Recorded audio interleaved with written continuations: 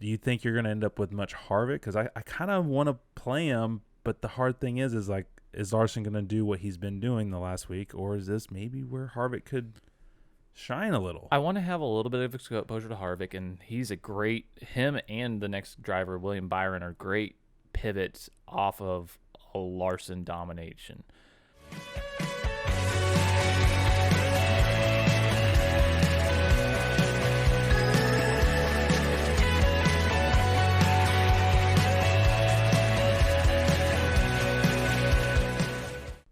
What's up, everybody, and welcome back to the DK Garage. I'm Jeremy. And I'm Joe.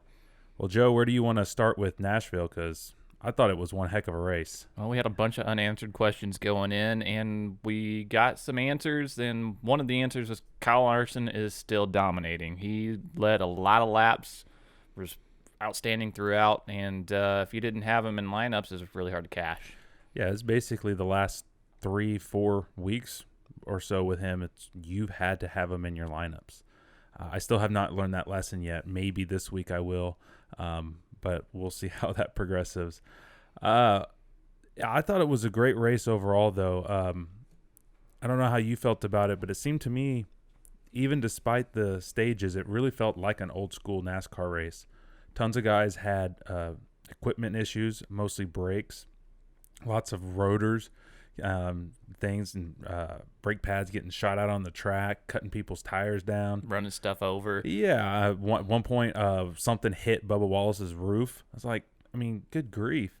But somehow, a lot of people have been talking lately on Twitter, there's just no strategy in stage racing anymore, and it seemed like there was strategy the entire race with how do you get the stage points and how do you set yourself up for the end of the race.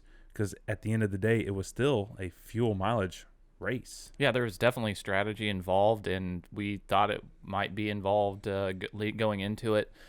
And we saw that Kyle Larson and Cliff Daniels are continually on top of their game and really, really strong throughout the year, and continued to do so. They put themselves in the right places at the right time, making the right decisions, being able to save gas at the end, just being able to do what they need to do to sustain this strong start in the summer. Really one of the most surprising things to me that really came out at the very end was Larson was saving fuel by turning off the engine, coming across the start-finish line, and was still maintaining a gap and at many times increasing his lead. Yes, everyone else was managing their fuel too, but they weren't shutting their vehicles off. And that, to me, is just incredible how they were able to maintain that speed in the corners and whatnot. Absolutely dominating. But I don't want to spend all day talking about Larson because there's plenty of people doing that, and rightfully so. But, hey, if you're playing DraftKings, you got to have at least 5 other guys in your lineup. I think one person that we need to talk about right off the bat is Ross Chastain. Kyle Larson's old ride came from decently far back. I thought he was a great play. Yeah, he was starting 19th. And he finished second and was catching Larson because he had a little bit fresher tires and was not in conserve mode. Absolutely impressive. What were your thoughts on his performance on Sunday? It's been something that we've kind of seen coming and he's been building on, but finishing second thoroughly surprised me. I thought he would have a strong run, but finishing second was a lot higher than I was really anticipating. But he's got my attention, and we know that they've got a focus in 550 tracks, and that's what's happening this weekend in Pocono. So there's some opportunities to maybe get him on an invert on Sunday. We'll find out how everything kind of plays out there, but maybe even a surprise on Saturday. He very could be. He's got a high starting position, but if he's able to maintain with that speed, it's going to be interesting to see how that plays out. So he was very, very surprising. He had the second best place differential out of 17 spots gained. The Kurt Busch was the only one that had any better place differential. He had 22 spots gained. So nice showing there, and we'll see if he can continue it. Yeah, he's on a heater right now. I've been kind of honing in on him the last few weeks, and he just seems to be improving it's like he's finally learning that he's obviously in much better equipment than what he usually runs in Cup with those back marker teams. So now that he's learning that and he's able to maybe be a little bit more precise with his aggression, he's still being aggressive and at times overly aggressive, and it's hurting other competitors and him at times.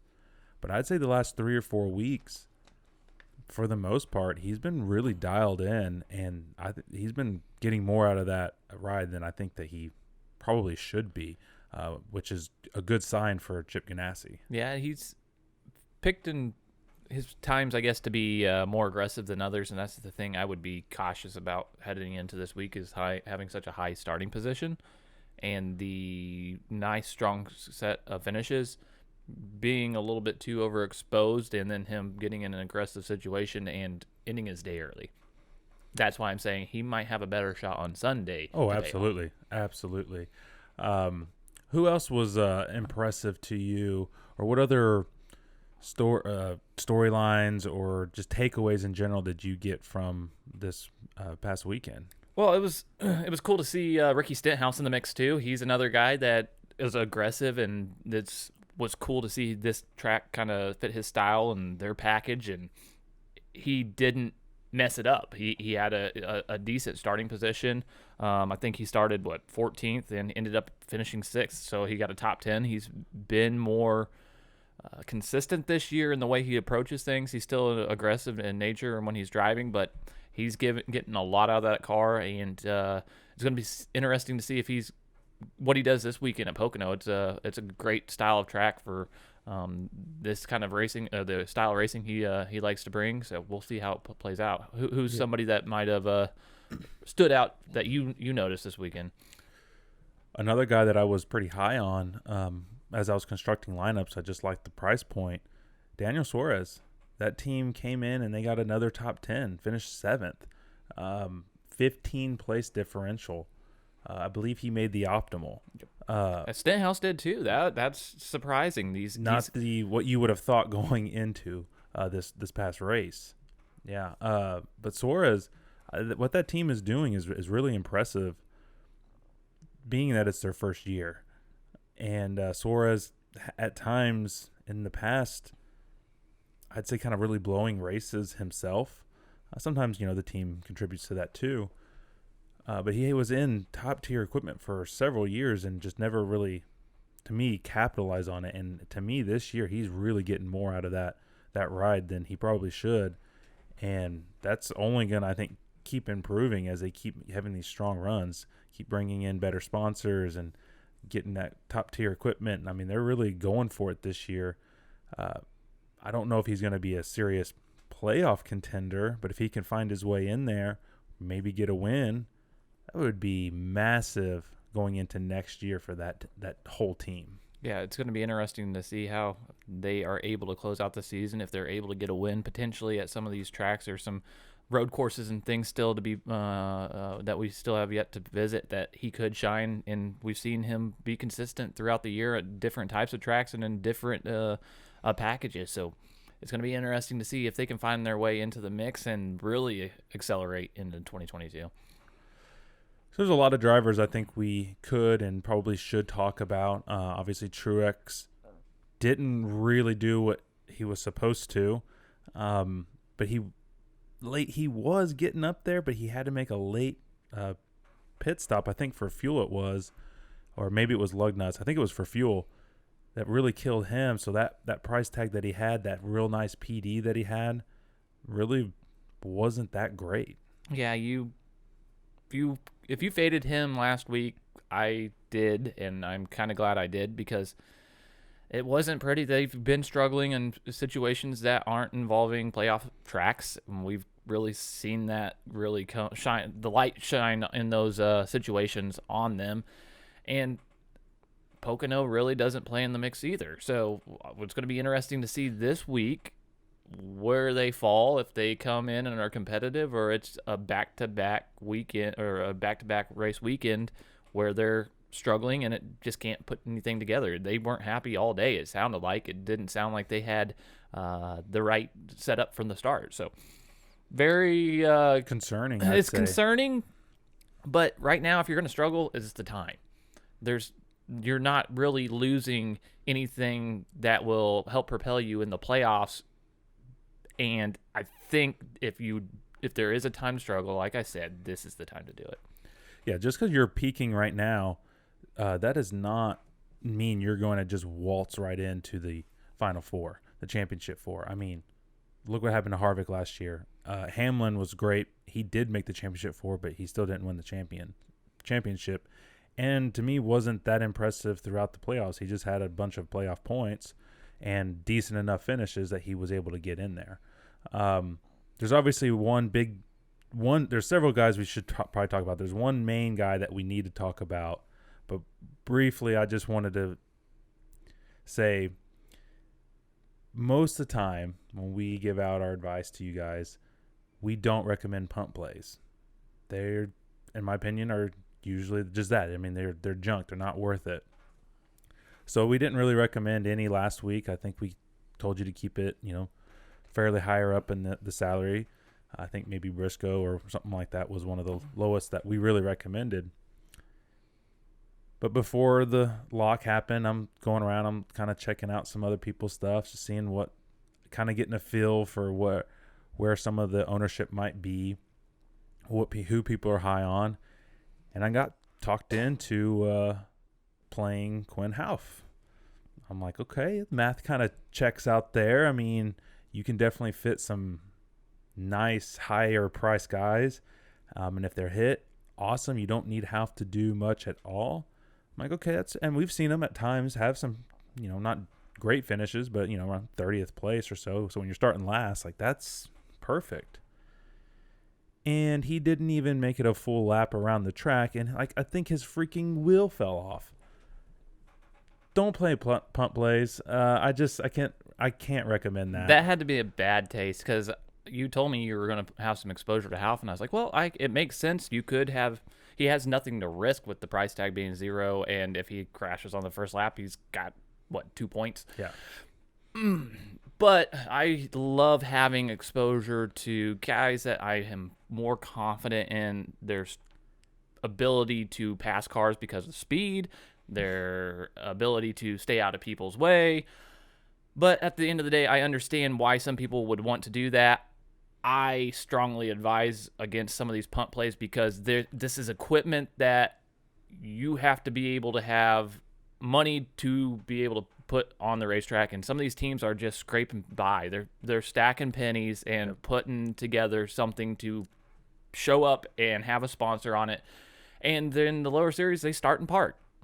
So that they don't necessarily aren't able to do that here, but it's a situation that these guys, it's the reality. We love to see when a Houff or someone like that makes optimal. It's fantastic, but it does happen. But it really rarely does. But man, it hurts whenever you see something like that immediately right out of the gate. Right. And the thought was, like, okay, he kissed the wall a little bit with the tail end in qualifying, but he didn't do any damage. I think they did some work on it. And just because they were in the back anyway, what do you have to lose? So they did a few, I think, adjustments on it. And you're like, okay, well, he's probably going to be cautious because he already found that edge. He should, have a comfortable first stage. And like I said, it looked like either the tire went down or came off or something broke because it was like turn 3. He just went straight into the wall. Like, unbelievable. But enough about Houff. I mean, that is what it is. You risk it. Sometimes you risk it, and when it pays off, it will pay off big because those type of plays are usually less than 2 or 3% owned. So you have a big advantage if it works out. But if you're playing just a couple lineups or cash, something like that, it's not worth it. But someone that we definitely have to mention because it does have big implications on Pocono, this race, and how you construct your lineups. Chase Elliott ran pretty strong at Nashville, was up towards the front a good part of the race. For some reason late, I think they thought they had a tire cording. They drifted back. I think they finished 13th. That's correct. So any of the chase lineups you had were looking decent and then not looking that great. But overall, you still have to take away, like, hey, he was running up there. Something kind of happened. Those things happen in NASCAR. What, about 2 hours after the race is over, you hop on Twitter, seeing what's going on, and all of a sudden everyone's posting that Chase Elliott got disqualified. First it was 4, and then they upped it to 5 loose lug nuts on that car. They didn't say which wheels had what. Obviously, it wasn't 5 all on one wheel.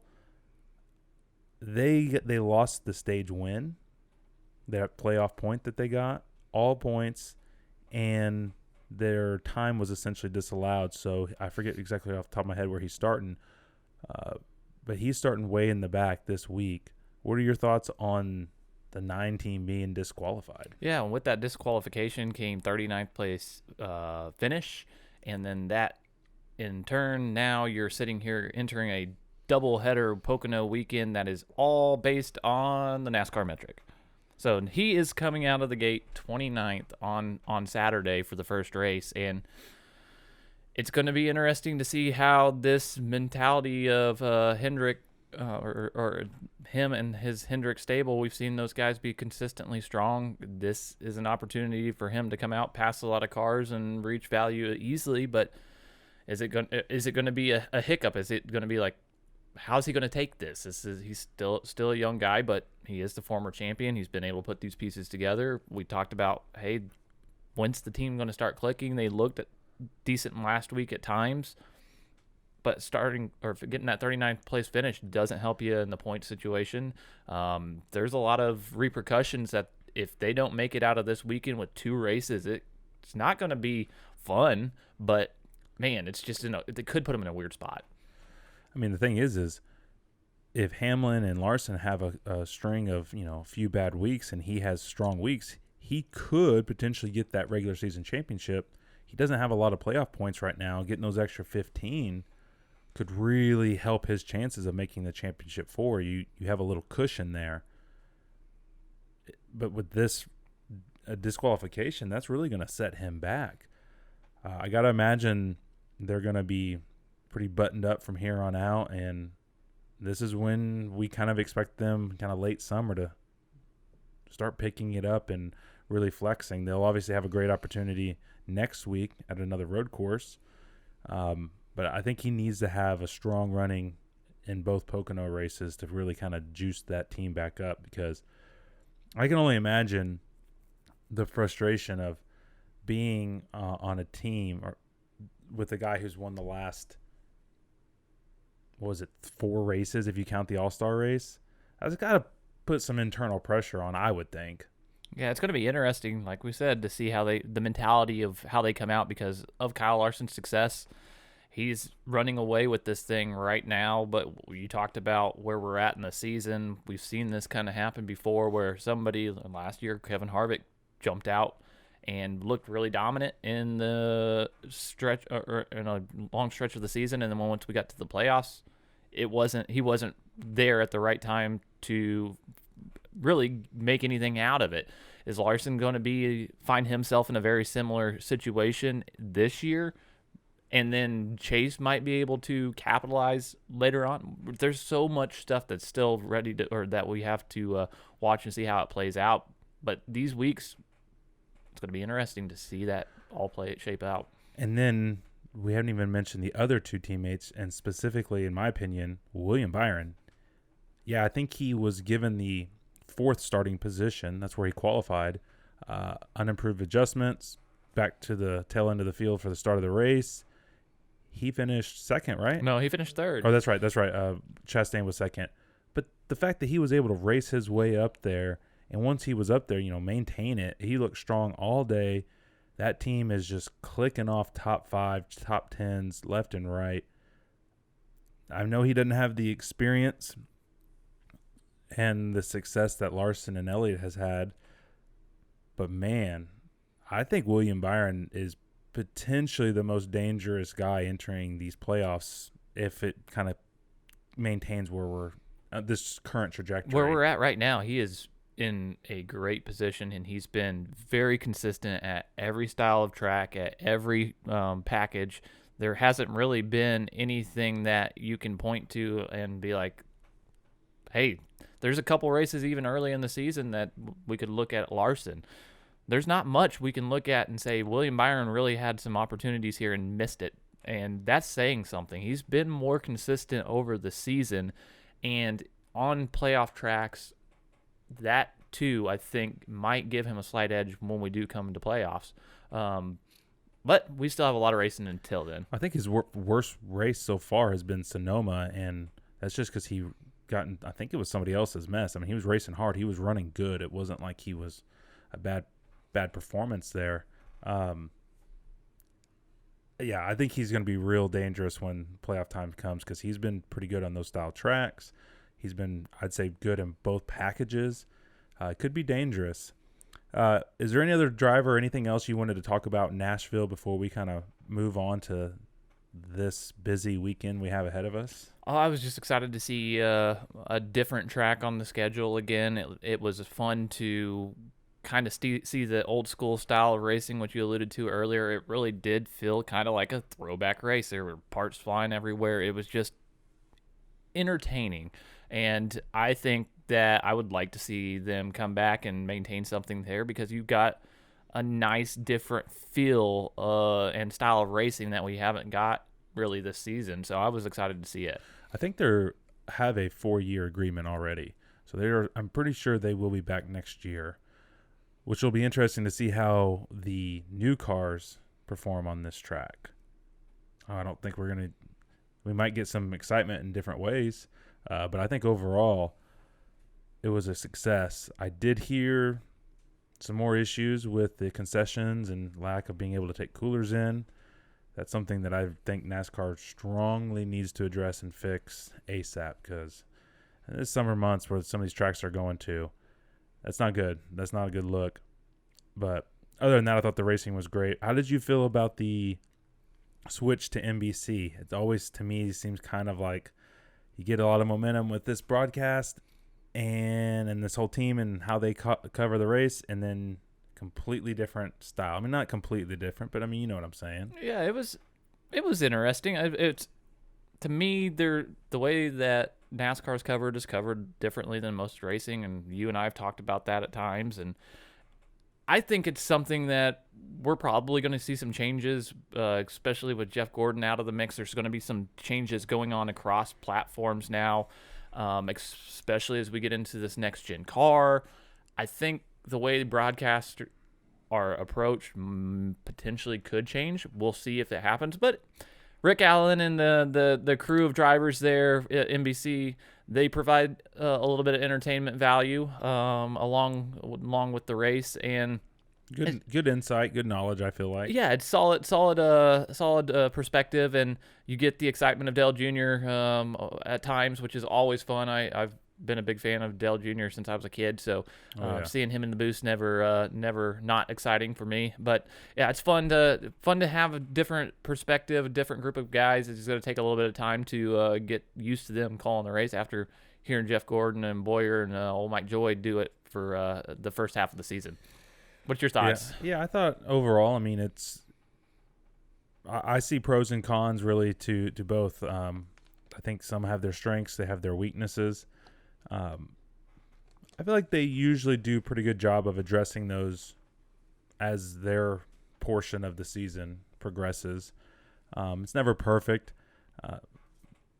I think this is just how they're supposed to call it. I don't know who really makes these calls, but both Fox and, in my opinion, NBC is guilty of just not showing the full field. I mean, I know that most people don't care about a 30th place car or whatever, but just checking in, getting some exposure, especially for those sponsors. They're still trying to get good equipment so they can be more competitive. And then us as, DraftKings or DFS or just fantasy players in general, sometimes you got to play those guys.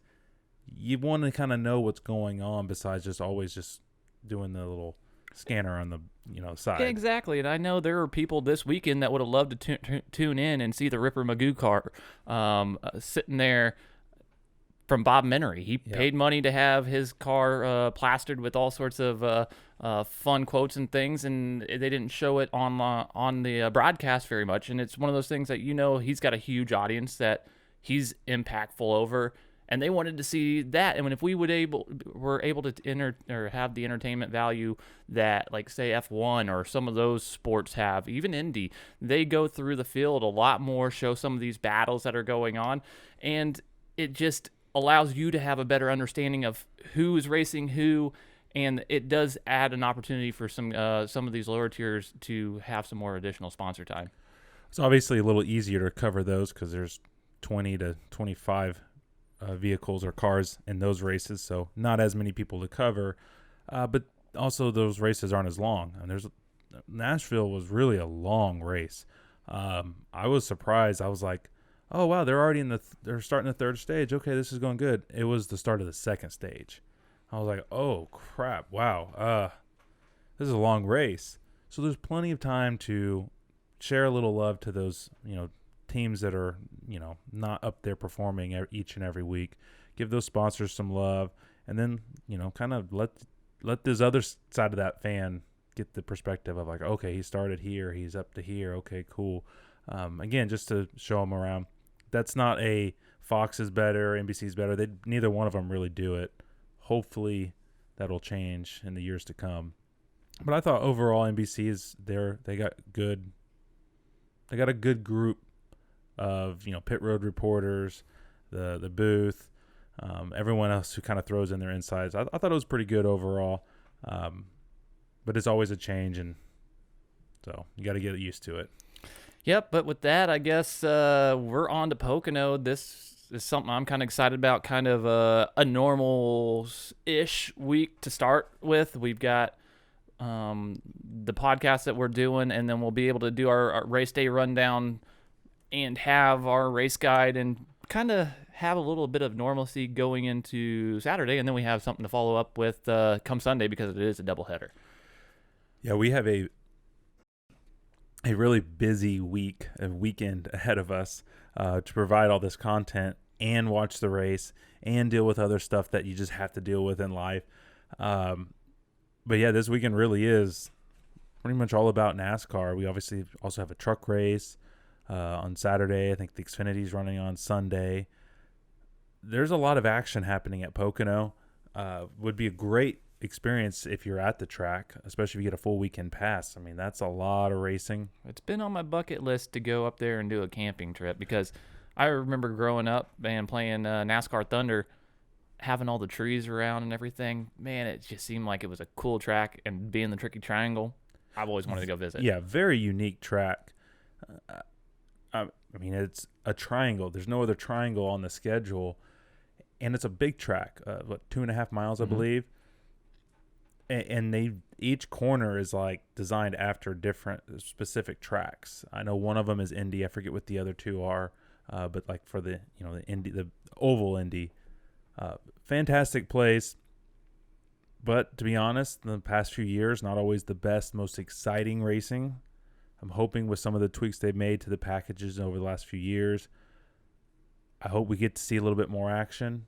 I do expect Larson to probably be the guy out in front, and everyone's battling for second. That's probably what's going to happen. But I hope that those other drivers are able to put on a good show because, like I said, it's not always the most exciting. But I thought the doubleheader last year was much improvement over previous years. Yeah, we'll have the 550 horsepower package this week, and you look at it pretty much any way imaginable, and we're expecting a lot out of Kyle Larson. Not too surprising this week. There aren't as many laps since it is a longer triangle, longer track at 2.5 miles. There's only 91 performance points available for the first race. It's 325 miles. The stages are a little bit weird. We've got a 25 lap first stage, and then we've got a 52 lap second stage and a 53 lap third stage. So we've got weird. A couple longer second and third stages. I'm curious to see about a competition caution. There's not going to be a lot of stops of action, so strategy is really going to be an element that in both these races are going to come into the mix for sure. Tire wear also is not a huge factor at this track, which will then further that strategy. It's going to be interesting. Well, it depends on how the brakes hold up, because you do have to get on your brakes here. You get up to some long, even in the 550 package, it won't be quite as intense as it was at Nashville. And I would imagine the teams really are like, hey, we dodged a bullet there, or we got killed there. So I would think Ryan Blaney. yeah. Great opportunity this week, though. Former winner here. I think that could still be an issue, some equipment issue. It's only 350 miles, 325. 325. We'll see if we see that same sort of carnage that we got last week. More likely than not, we won't. But you never know. No one was really expecting it last week. I mean, even I think Junior mentioned on his podcast, he was surprised by how much failure there was. That's very reminiscent of old school racing. It'll be interesting. There's also, this is something we should probably kind of bring up too. So they did the metric qualifying for this race. The way qualifying, the starting grid is set for the race number 2 is 1st through 20th will be inverted, and then the positions after that, that's where you start. So you finish 25th, you were going to start 25th. I think we saw it some last year where guys who were running, 15th, something like that, not looking strong, I think they drifted back to try to get a better starting position for the race number 2. Do you think we're going to see some more of that kind of strategy this week, or do you think it's all about points? I guess it kind of depends on who's in those positions. It really is going to be depend on who's in that position, because you've got some guys that can't risk it. They need every point that they can get. Then you've got some guys that really don't want to start any further back, and if they try to tap the brakes a little bit and ease their starting or their finishing position and they mess up, they're starting 21st or further back. It's going to be interesting to see if there are some people that take a gamble. I'm sure there are. It's worth the risk if you have the right situation laying out in front of you. Right. But we won't know that until it happens. But it is something to consider, and we just don't know who it might be affected by it. All right. I'm still surprised by those stage numbers. It's just crazy. What's your thoughts when you got to start right off the bat? Kyle Larson, I already kind of told you my thoughts. Where are you kind of landing at on Larson for the Poconos? Well, we've done our impact scores and everything, and all that's going to be available in our race day rundown video. We're excited to bring that back, so make sure you check back on Saturday morning to watch that. But Kyle Larson, to spoil that real quick, I gave him a 10. It's my first 10, or not my first 10, but one of the very rare 10s that I've given out. But even with that, I want to advise people that this is still a sport that involves equipment that is very, very susceptible to things happening on a dime, and you don't know when it's going to come. And he's had such a hot streak that people can forget that these pieces of equipment can fail at certain times. Look at his Talladega. What happened to him at Talladega? He didn't even get a lap, yeah, and he had an issue. So that was really the last time we had anything negative to say about Kyle Larson, because he's either finished first or second since then. And I would be an idiot not to want to play and have a lot of exposure to him this week, but I'm also hesitant to go overboard on him because of we don't know if something might happen, and his teammate Chase Elliott is in a great position below him, and this week laps led are going to be a factor, but there aren't as many laps, so place differential also plays into strategy this week. Yeah, and finishing position obviously is a huge deal. I think I mentioned it a little bit last week, and of course you're not going to remember every single slate, every single race, so I'm sure there was plenty of times that this may have happened. But Kyle Larson is $1,500 more than the second most expensive driver. We've seen drivers hit the 12,000 mark. It doesn't happen a ton. When it does, it usually is Kyle Busch, it seems like. Sometimes Harvick. But the fact that he's $1,500 more, and there's not that many laps, not like there was last week. I get that he's starting first. To me, that is pretty risky, but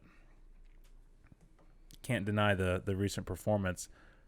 It's going to be interesting, though, how the lineups really build out with that $1,500 price difference. You got to play him, but I'm excited to kind of talk about some of these other guys because you're going to need to know who to play with them and who might actually upset him. I think he is a little bit vulnerable here because of some of the things you said about the equipment. And this is a decent track for him, but it has not always been one of his best. I don't think that the next guy on the list, Chase Elliott, I don't think that he's going to be that guy who just races his way up to dominate. But that place differential is no joke this week. I know it's not one of his strongest tracks, but where are you thinking that team's going to land this week? Even if they get a top 10, that's pretty feasible for sure. But they're going to be able to race their way through. They've been fast. But if he's able to maintain a top 10 finishing spot, and he's going to get a couple fastest laps, I'm sure, if he's able to get a little bit of clean air, even if he's passing cars at the time, if he has a little bit of space on the track to get that, then at that point, you're looking at like 5.5x if he gets a top 10. That's hard to deny, but Larson's dominance is just something that is hard to overlook. And if you play, it's going to be difficult to fit those two guys in there, but there's a lot of value we've discovered lower down in the salary board because of the way that they've had to provide pricing to us for both races already. It's going to be interesting how much I'm going to dive one guy versus the other, but I do like having exposure to both, and if possible, having both in a lineup together with some lower tier guys. Now, I'm going to mention this, and we're obviously going to talk about this driver in a little bit, so I'll kind of spoil it. But this is a track you can have positive place differential at. It's not an impossible track. For example, in the optimal last year, Christopher Bell was $11,100. He was starting 36th. Now, I think he ended up finishing 6th or something like that, somewhere around in there. He's starting further back than what Chase Elliott is. Basically the same price. But I think if he can make the optimal, Chase is certainly capable of making that optimal. You're right, it's going to be tough because he was the most expensive driver in the optimal last year. Kevin Harvick was kind of like that, one of the main dominators. Amarola was surprisingly really strong here. But I think Chase, if they don't have any lug nut issues, I think they were looking strong, like I mentioned earlier. They could really, I don't know if that's going to be a surprise to a lot of people. What do you think? I mean, you think that the way that they kind of tailed back at Nashville and then the disqualification, you think that's going to kind of want people to fade Elliott a little bit this week? I'm not sure if it will, but the thing that makes me give Kyle Larson a 10 and be so confident in it this week is that the 550 data for Chase Elliott isn't near as strong as it is for Kyle Larson. And over the last 4 races at 550 horsepower tracks, Chase Elliott's average finish is 17.3. That's something to consider whenever you're doing this. Is a lot of people will want to fade Larson to pick up that place differential with Chase Elliott, and that's why I think I will have some exposure, a decent, solid bit of exposure to Elliott, but I'm not going to be as comfortable and confident as I will be with Kyle Larson. So then I got to ask you, where do you think your exposure is going to land on Martin Truex? Starting 15th, third most expensive guy this week. Let's see. I believe, I want to get this right. He has, in the last 6 races, he has 1 win here and 4 top 10s. What are your thoughts on Truex coming into Pocono and what we might see from him this first race? Starting 15th looks enticing. It looks like you have some place differential. But this isn't a playoff track like we talked about earlier. It seems like they've got a sole focus on tracks that are part of the playoff schedule. You look at the 550 data, and it gets even kind of more concerning. He's got an average finish of 18.8 over the last 4 races in this package. I'm probably going to have a 0, if not just very little, of Martin Truex this week. How about yourself? I'm with you there. You can certainly make the case to play him. First of all, it's Martin Truex. He has 3 wins this year. He's a former champion. He's on Joe Gibbs, in Joe Gibbs equipment. His crew chief seems to be pretty solid. But if you take away the Sonoma performance, road course, also a 750, and a track that is probably one of his best tracks, he has not been very strong at all these last 4 or 5 races. I don't really understand what's happening with that team if they've just spent so much effort into just these very specific playoff tracks, and they're not really worried about these other tracks, saving money maybe. I find that hard to believe with it being Joe Gibbs racing, and especially seeing what Larson is starting to do. You would think they'd want to also be trying to pad playoff points and maybe try to go after a regular season championship just to not let Larson completely run away with it. But I don't really understand what we're seeing out of that 19 team. You think this is a place that they can turn it around at, or you kind of? I'm not playing Truex at least this first race. Yeah. I want to see. Yeah, I don't think that they have these tracks as a priority. I really don't. I think they've got their focuses. They would absolutely love to have better finishes. And I'm kind of curious to understand why it's so bad. It's just been pure ugly the last few races, and I really don't want to dip my toe back in that water until I've kind of had an ability to see what happens. And when we've got this 2-race schedule playing out in front of us this weekend, I'm going to probably tap the brakes on the first one on him.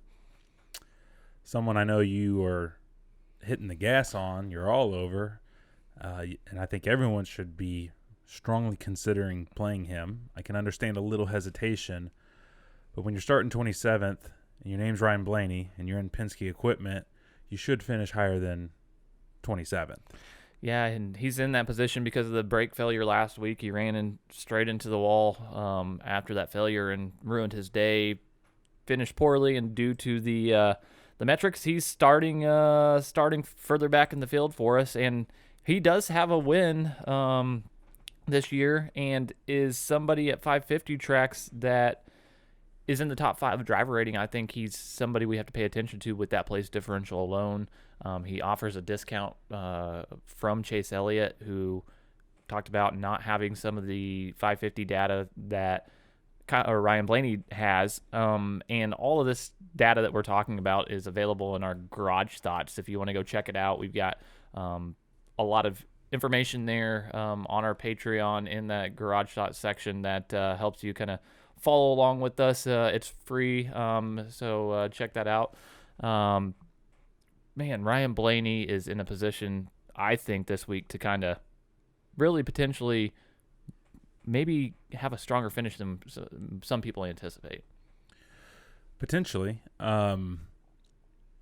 I said, he has that win here, so he knows how to get it.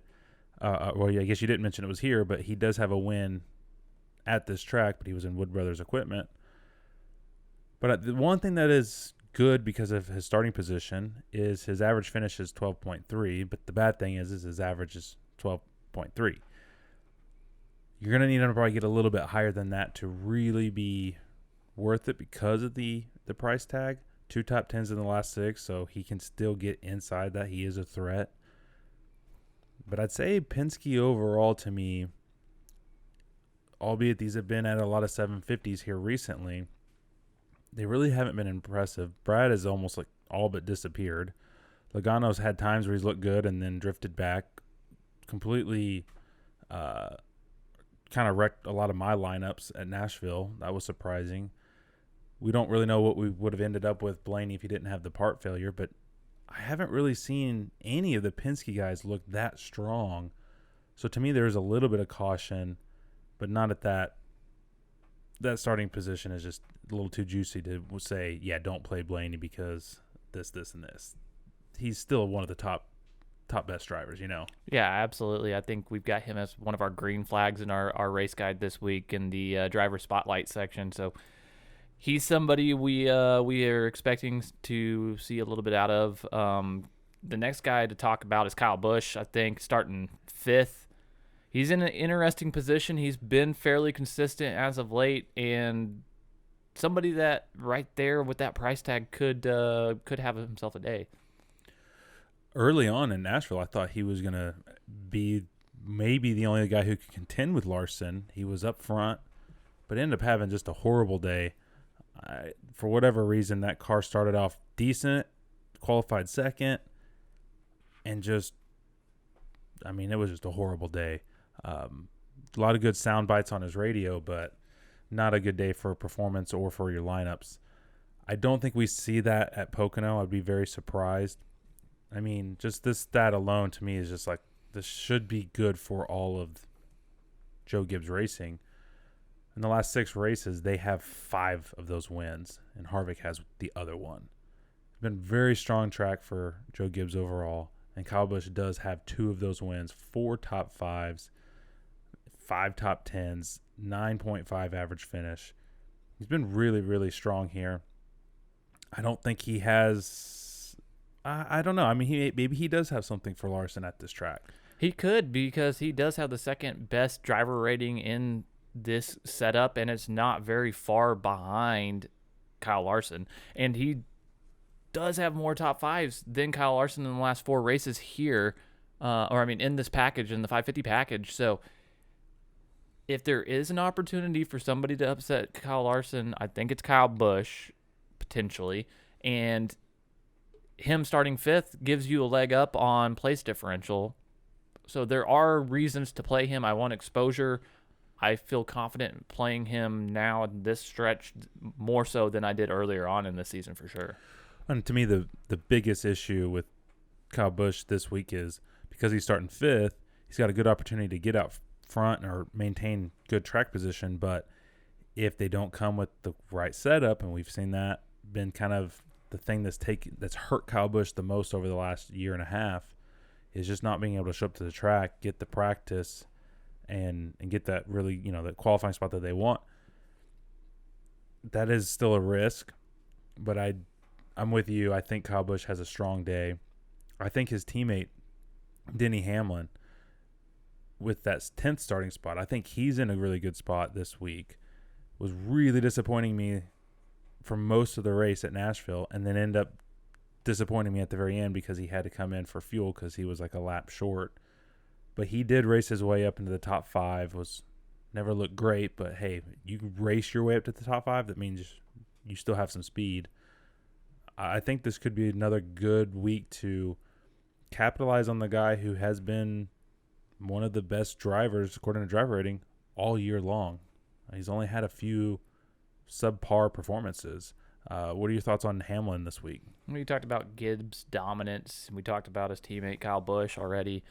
And Denny Hamlin, he's there with 2 wins in this 6-race span that you talked about.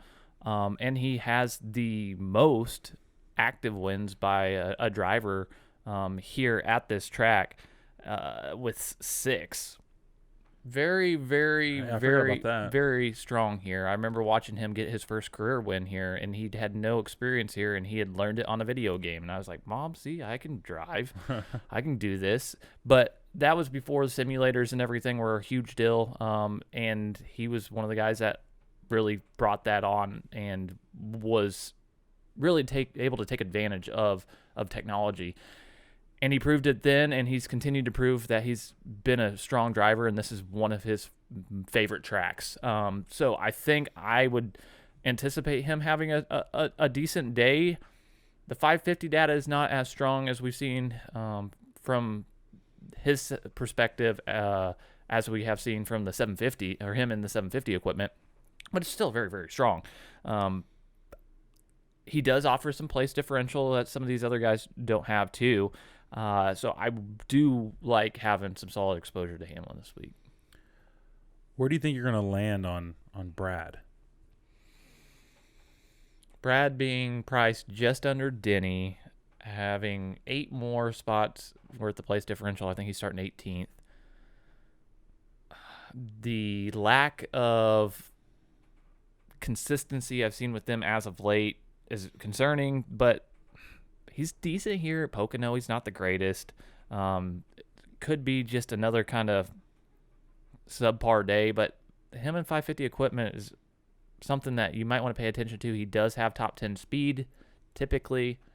It's just going to be interesting. I don't know if I really want to dabble too much because I think with the way that everything's structured, I want some guys above him, and then there's plenty of value to be had below. I will maybe have him in some GPP tournament lineups for sure, but I don't want to have very much exposure. Yourself? I already had kind of given my opinion on Penske as a whole. I don't think I'm going to really end up on much Brad. In a 20 entry max, I think I might build 1 or 2 to have him in there because it's still Brad. You still have to respect the place differential. I don't think I'm going to end up real high on him. And someone I'm really kind of interested in is the guy who's priced below him, Kevin Harvick, starting 3rd. Obviously, when you look at it just right there on paper, it's like, well, Brad has a much better play because if he messes up, it's less of a hit. But if he messes up starting where he's at, it's still probably going to wreck your lineup. So, in my opinion, it probably doesn't really matter. The upside is still really good. But Harvick really was pretty strong at Nashville most of the day. Different package, totally get that. But he won one of his 9 races here last year. This is a solid track for him. He's the highest rated driver, according to driver rating, at this track in the last 6. Are you have a feeling or thinking that this might be a race where they can kind of break out? Obviously, they don't have the Grey Digger paint scheme. I think that really helped them last week. Do you think you're going to end up with much Harvick? Because I kind of want to play him, but the hard thing is Larson going to do what he's been doing the last week, or is this maybe where Harvick could shine a little? I want to have a little bit of exposure to Harvick, and he's him and the next driver, William Byron, are great pivots off of a Larson domination. Kevin Harvick is really good in 550 horsepower equipment. He's got an average finish of 6.5 in the last 4 races in 550 package. So this is something we've kind of seen a little bit of momentum being built by Stuart Haas the last couple of weeks. Eric Amarola getting the top 5 really helped things last week.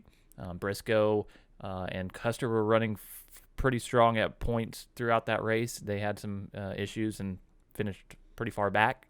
Might have some value there as well this week. Mm-hmm. But it's going to be Kevin Harvick, somebody I want to have a little bit of exposure to. I think I'm going to feel a little bit more comfortable going the route of William Byron. But, again, he does have great performance history here at Pocono and in this package. Yeah, absolutely. I'm really torn between exactly what you said. You know, if you're going to pivot off Larson, and you can play both of these, you know, you could do a Larson Harvick stack, you could do a Byron Larson stack, and it could still work out for you. Is it likely? Not as likely, especially if Larson ends up dominating and some of these really nice juicy PD plays come through. They don't always come through. But I think if you are doing a pivot off Larson, I think it is a tough call between Byron and Harvick. I like both of them, and I can make a case, like a different argument for each one or both of them. I guess if you kind of put it that way as the pivot between Larson, I would probably lean Byron just based on the performance. But I do like what I'm seeing out of Stuart Haas and that Harvick team in particular, and going into another one of tracks that's really strong for him. But I kind of have to agree with you. I think Byron is potentially a little bit better of a play, a little cheaper, one less PD spot, but at that point it doesn't matter too much. So I agree with you there. Someone that really surprised me though when we were doing our projections was the last Penske driver, Joey Logano. We had to give him our red flag this week based on the data that we've seen here and the performance we've seen the last few weeks. I mean, what really stood out to you about Logano kind of made you also cautious on him? Hold on, I'm still scrolling down on my list of 550 data. Oh, there he is. Average finish of 22nd over the last 4 races at 550 tracks.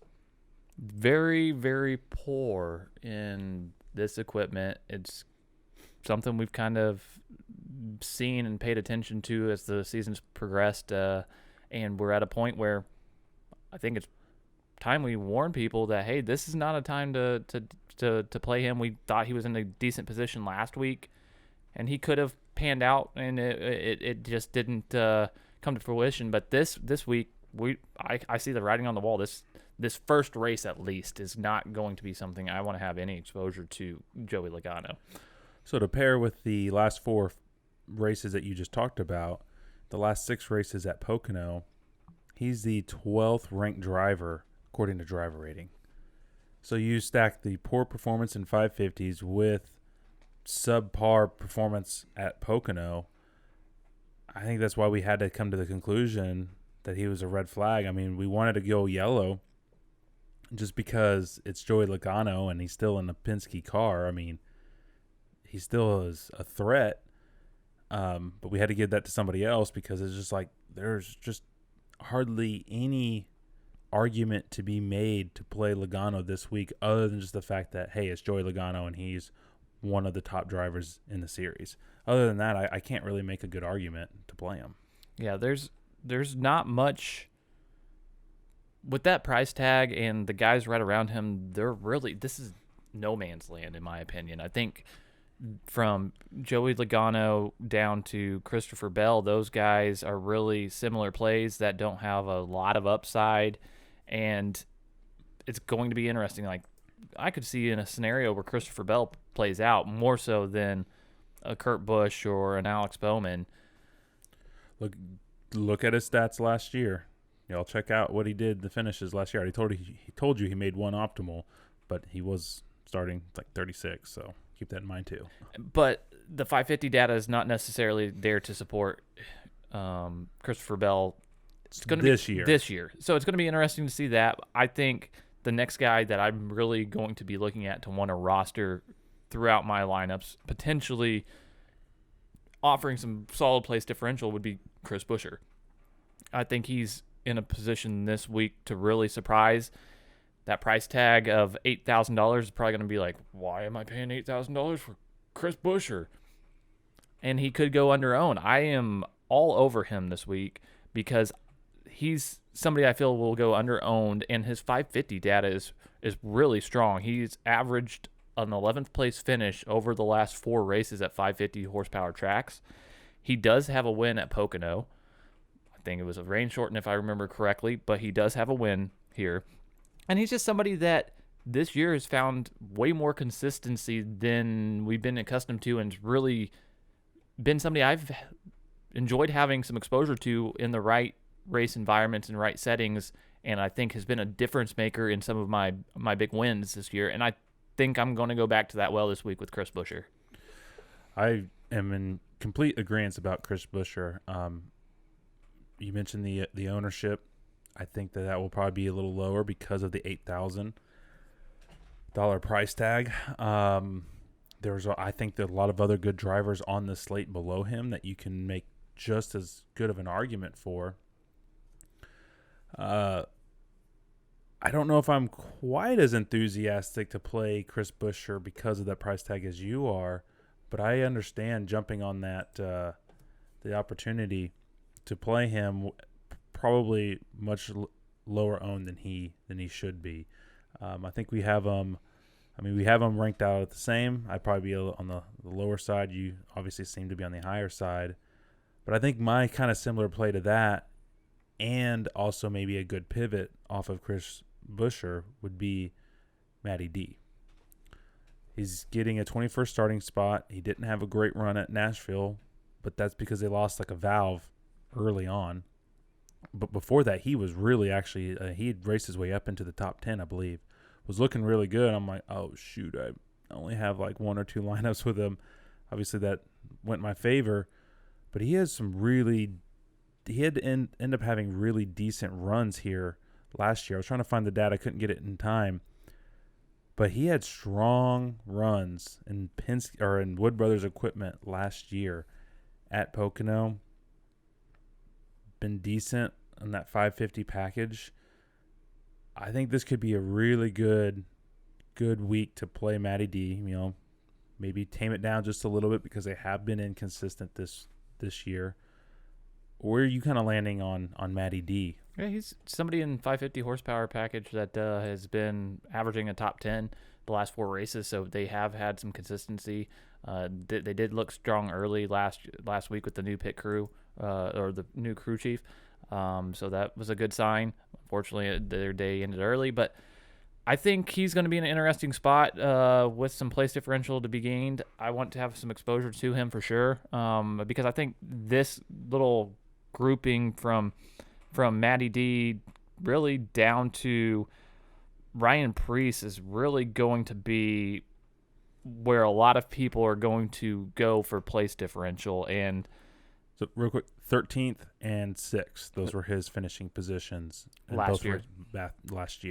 And he had positive PD in both races, which is solid. And he's got this 550 data to prove that he has the ability to have a top 10 day this week too. So he's somebody I want to take a look at. Chase Briscoe is in that same conversation right underneath him. He's got a 28th place position on the starting grid. So he is somebody that hasn't been near as consistent. A lot of people will probably not want to have too much exposure to him. I would be in agreement there, but the speed though that we're seeing out of Stewart-Haas last week in particular, and even a little bit the week before, I'd say even with Chase Briscoe in particular, we've seen him look much stronger, a little bit more consistent than early on in the year. And in the 550 horsepower package, Briscoe is in the last 4 races average finish of 19th. You give him a top 20 finishing spot, that's 5.5x. That's all you need, which would be a solid day, and I would not overlook that by any stretch of the imagination. He's been somebody that I feel a little bit more comfortable as of late rostering.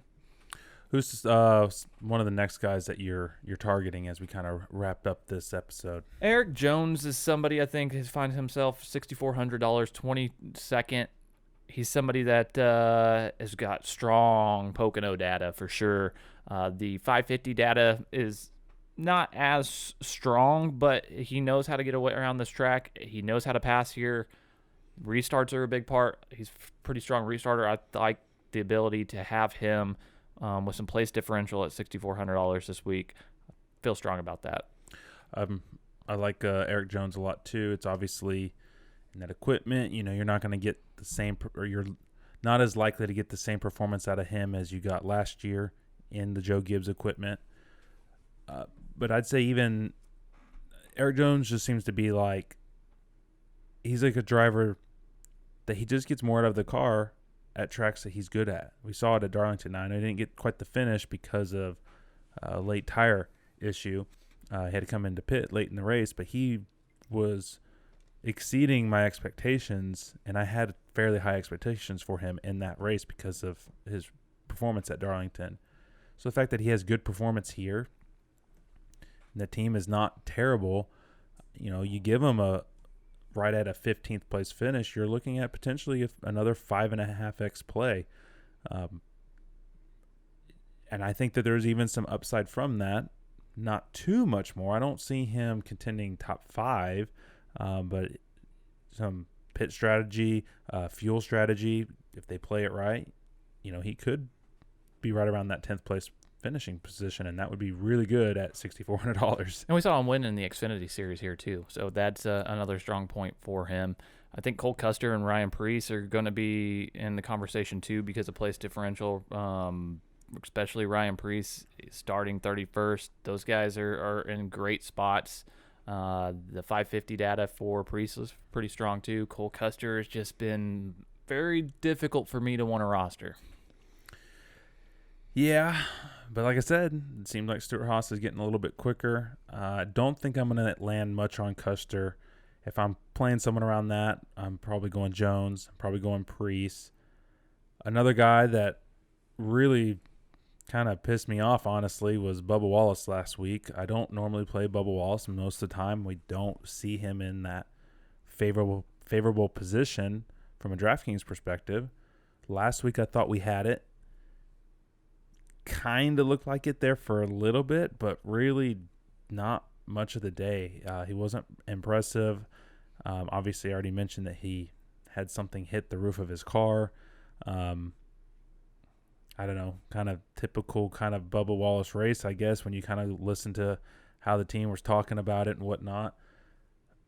I'd love to play him at $6,100 this week because at least what everyone's telling me in the industry is that that's at least a 15th place car, if not better, which would be a positive PD and a solid points day. I don't know if we get it this week. I guess I'm going to have to kind of pump the brakes again on Bubba Wallace because, again, good position last week, did not deliver. Similar position this week. I don't know. I mean, he might be one of those drivers that sacrifices the first race to try to get a better starting position in the second race. Maybe he hangs out around that 20th starting position most of the day to see if he can get track position for race number 2. I mean, who knows how this is going to play out. Are you going to be considering much Bubba this week? Not in the first race. I don't want to have too much exposure, if any. I think he would find, based on the 550 data alone, he's about an 18th place average finish over the last 4 races. So I could see a scenario where he's starting close towards the front on Sunday, and you might want to have a little bit of exposure if he shows some speed. And he'll be in the DraftKings car come Sunday, which will be cool. Hopefully we get to see that on I'm on excited TV. about that. I'm sure that will be something that will be talked about on the social media. So It will be interesting to see how the guys in the booth react to that. If they really say much about it, or if they're like, oh, Bubba Wallace in the DraftKings car. All right, and over here, it's like, it's going to be, I'm excited for it, obviously. I don't think that there's any sort of partnerships with NBC, so I don't know how much there's going to be any promos or whatnot. But that's one of the things I'm looking for is how is NBC going to react to that? Exactly. So I will be on board to kind of see how they accept the DFS community, or if it's not even on their radar. On top of that, would love to get a diecast of that too. Yeah, that would be. I would get a Bubba DraftKings diecast for that. That would be sweet. But yeah, it's going to be interesting. I really won't want much exposure the first race to him. The guys below him, there's some guys we want to take some risk with. I think I'm higher on one driver than you are, and you're higher on another driver than I am on this lower tier of group. You look to be higher on Corey LaJoie than I, and I look to be higher on Michael McDowell than you are. So there's a couple guys down here, and Ryan Newman's in the mix too in the conversation because these guys are really, really cheap this week. Yeah, they don't need to do much, but they've also all been fairly inconsistent this year. I'd kind of exclude Michael McDowell from that. The main reason why I'm not quite as high on McDowell is I just don't know if we see the positive place differential that we need to see for it to be truly worth it, in my opinion. But I also haven't constructed any lineups yet. And when you do a complete build, I'm on paper favoring Corey LaJoie just a little bit more because he's kind of thrown together some nice solid runs, been getting a little bit better. He's got a better PD upside than McDowell if he should be knocking on a top 15 again. But with some of the other drivers that I like, it might not work out. I might have to go to Ryan Newman or Michael McDowell. So I don't hate them, but I also just don't love those positions that they're in because it's like I kind of feel like they could finish right around where they start, which would be decent for points, but might not be worth it. But that's kind of what you almost have to settle on when you're playing down here. But I think, and why I've given Michael McDowell a greater impact score, go check the race day rundown if you want to see what I gave him. But he's somebody, in my opinion, that could pay huge dividends this weekend, because starting where he's starting with the price tag that he has, he's 19th, 17th, 5,600. He has been really strong in 550 equipment, and by that, the last 4 races involving this package, his average finish is 13.8. You talked about needing some place differential. You don't have to do too much at $5,600 starting 17th, and we've talked about him being fairly consistent throughout the year, and he's been really consistent in this package. I don't know why you're not more all over him. I can grasp where he does have some ability if he doesn't get that place differential, even a couple spots. All he needs really is about 2 or 3 positions gained to be a 5X driver. And we've seen him have the speed to do that and finish in the top 15 easily. So I'm thinking if I'm going to go down there and feel confident with the driver I'm using in cash, if it comes down to that, that's who I'm going to, and that's why. Yeah, if this was more of a super speedway race, I'd be more on board, because I think that's where a lot of his 550 data is kind of being skewed, is from those super speedways. Because, hey, he won the Daytona 500 and finished, I believe it was a top 5 in Talladega. I think it was. It was a strong finish. Pretty sure all these races start to run together after a while. But that's where I was kind of basing that rating off of when I was going through his data. Was it's not terrible, and I could see him getting a 17th and 18th place finish, which is not bad. But I don't see, personally, that's just the way I kind of feel like the race might go.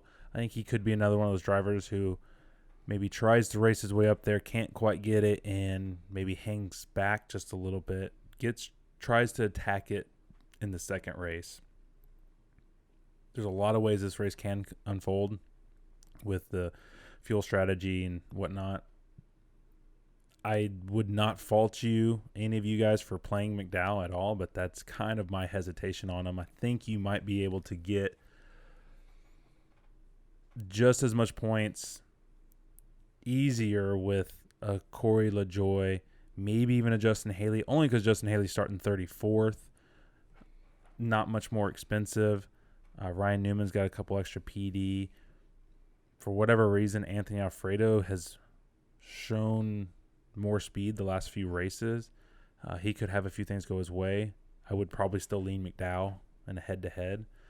But ultimately, I just need to build some lineups and kind of see where that last price tag kind of goes based on all these other really great plays that we've talked about.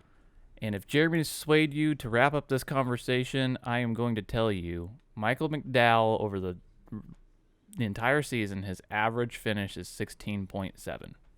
That's 17 races. We talked about the consistency. So that's where I'm at. Check out our race day rundown to make sure that you find out where we land, because this is one of the most contested drivers that we've had all season, I think. And I feel strongly that he's in a good position, so we'll just have to wait and see. We've got a lot of NASCAR action this weekend, and I'm super excited. Is there anything we didn't touch on for this first race that you wanted to get to, or what are you looking forward to most to this entire weekend? It's a doubleheader, so it's something new. We did get a little spoiled with kind of 2 races in 1 week last year with the COVID break and having to make them all up. But we also weren't putting out content the same way we're putting out content this year. So it makes it more challenging. It's also fun, but it does make it more challenging. So it'll just be kind of nice to, I guess, work on this, help you guys out, hopefully have some nice winnings in the first race to have to go into that second race. Hopefully we're not kind of licking our wounds from the first one. It can always be a little sketchy in a schedule like this. And then also just kind of seeing, okay, who's going to try to take advantage of Pocono, who's putting more emphasis on this race for the playoffs, who's not as focused on it. And I think it'll also help kind of clear up the playoff picture a little bit more, especially if we don't see Larson dominate. I mean, if we see him dominate both races, That's really bad for the competition. You have 2 cracks at it and you can't do it. That would be not a good sign in my book. What about you? What are you looking forward to most about Pocono? To see if Kyle Larson continue his dominance throughout this little stint. I think we do see a lot of the same old potentially this weekend, but that's why we're here. We want to offer different perspectives and different routes to do so. And if you're not already, make sure you please check out below in the comments section, in the description below. We've got our social medias there, Twitter, Instagram, and Facebook. We're really active on Twitter. We want that engagement. We'd love to see the tweets that y'all have won. Any questions leading up to lock, we'd like to be able to answer those there. We'd love to see the comments below in the videos and on the podcast. The ability to have that interaction, see what you want to hear more of, what you want to see more of. We'd like to have the engagement there on all the platforms, and definitely something that we enjoy whenever we see the subscribe button being hit. That helps us understand that we're doing a good job in producing content that's relative to what you're wanting to see. So if you're not seeing what you want to see, again, just drop a comment, let us know, hit us up on Twitter. But man, it's been a fun one so far. I'm excited to get this weekend on the road and just kind of see where things end up. And it's going to be a cool doubleheader scenario, which we don't get often, so we'll take full advantage of it. But I guess the people are ready to get into the race day action, and if they get the opportunity to check out the race day rundown, even better. But for the DK Garage, I'm Joe, and that's Jeremy, and we'll see you next time.